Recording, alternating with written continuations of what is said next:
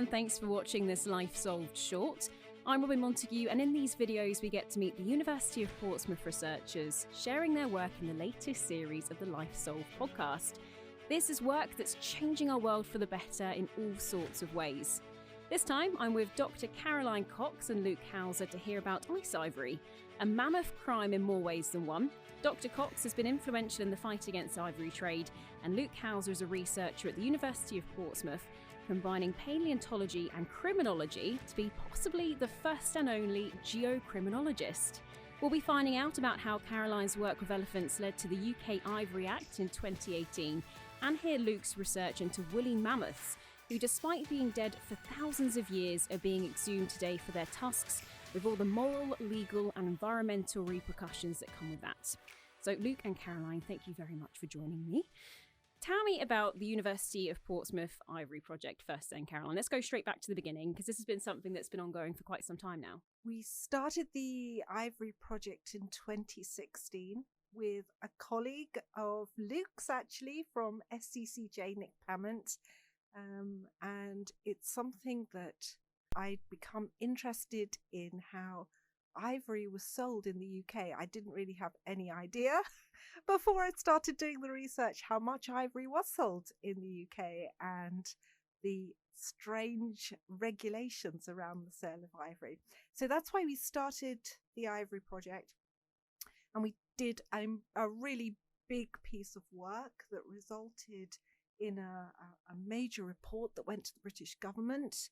And that report led on to questions in Parliament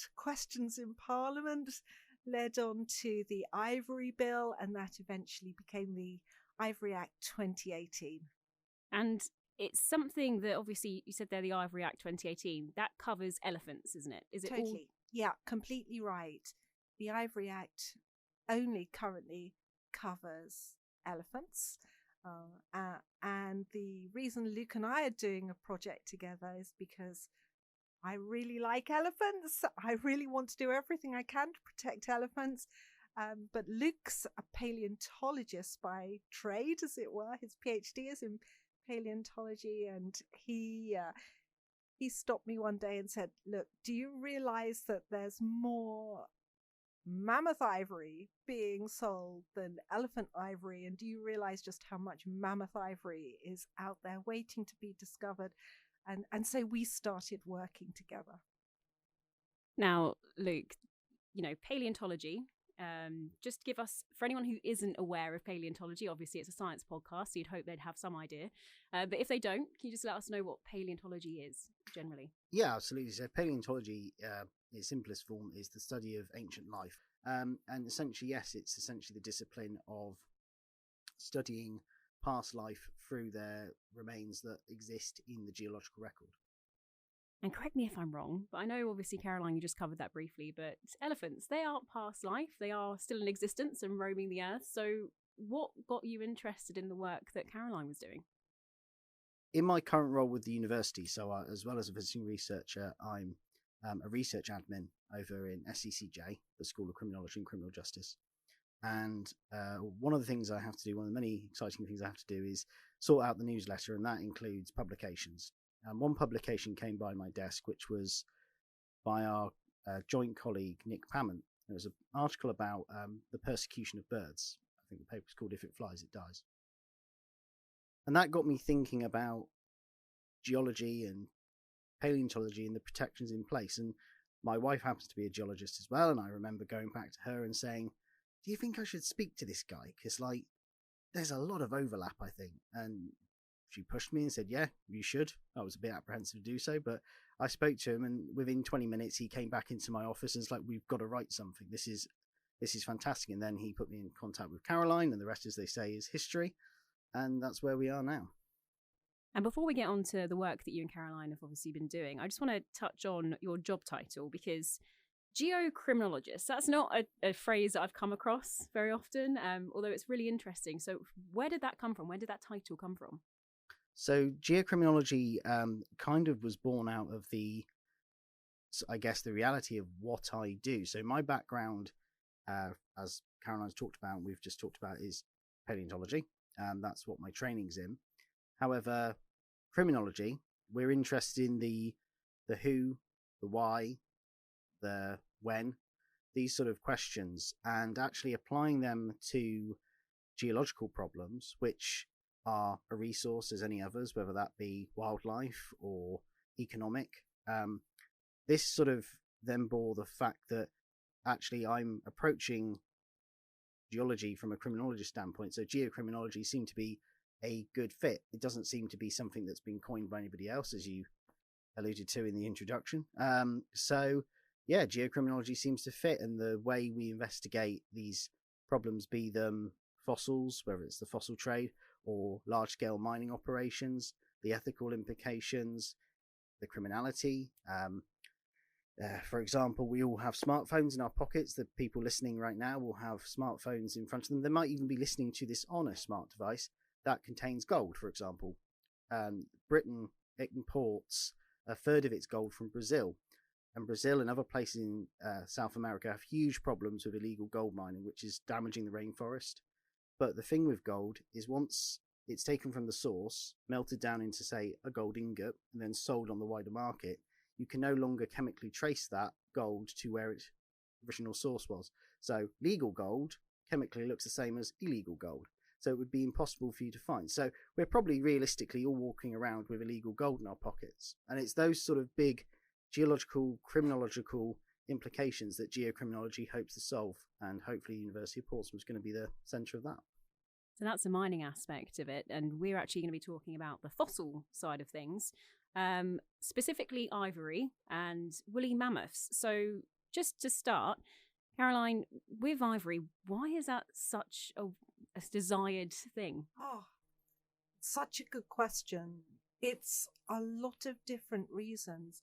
Ivory's been used as a cultural, artistic media for millennia.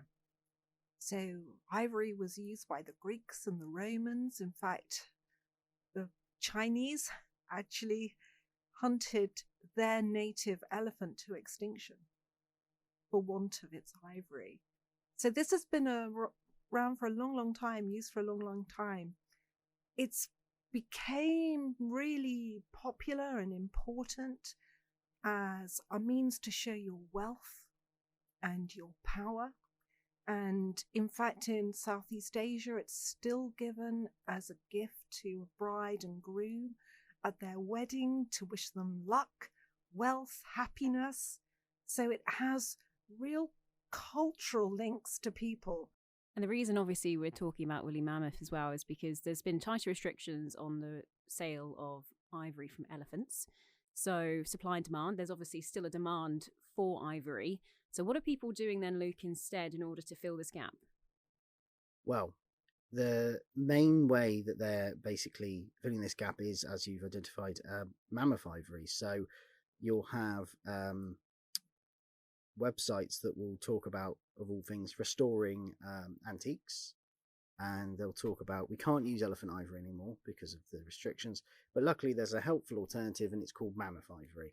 And this is mostly coming from Siberia, in the part of Siberia called Yakutia, where there are large tracts of permafrost where mammoths used to live. And basically, they are extracting this material using all manner of techniques. So legally, you're allowed to extract it using hammers, picks, that sort of thing, as long as it's on the surface. So it's been exposed by the gentle melting of permafrost over decades. The reality is people are quite impatient and they want a payday. So what they tend to do is use high pressure water hoses to blast away the permafrost to extract the tusks rapidly, which leads to various environmental damages, which we can talk about, as well as loss to science of other material, because these animals weren't dying in isolation around nothing else, as it were. Other animals were also dying in the same area, and their bones and remains are also washed out. I suppose it's quite similar to a crime scene. If you go to a crime scene and you start moving things around, then that evidence, it's not usable. Absolutely. It's very much like a forensic crime scene, as you say. You know, as a paleontologist, as a forensics worker, I would approach this scenario in the same way. Nothing gets moved because it's important. What position was the body in? What does that tell us about how the animal, in this case the mammoth, died? What's around it? Are there sediments associated with it? When are we going to move what part of the specimen? All those sort of questions are important. And of course, if you were to, as you say, go to a crime scene and activate a high pressure water hose across it because you just wanted to get at whatever the person might have underneath them, for example, you're going to do tremendous damage to that locality. Just walk us through, how do you grade ivory, and what are the telltale signs of, can you identify where it is from? Or... Oh, what an interesting question that is.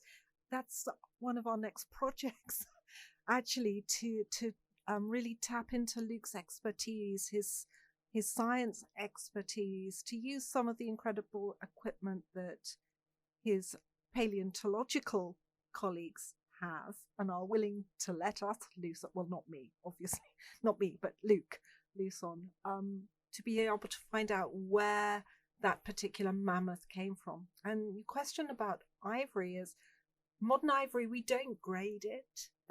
We weigh it and it gets sold by the weight.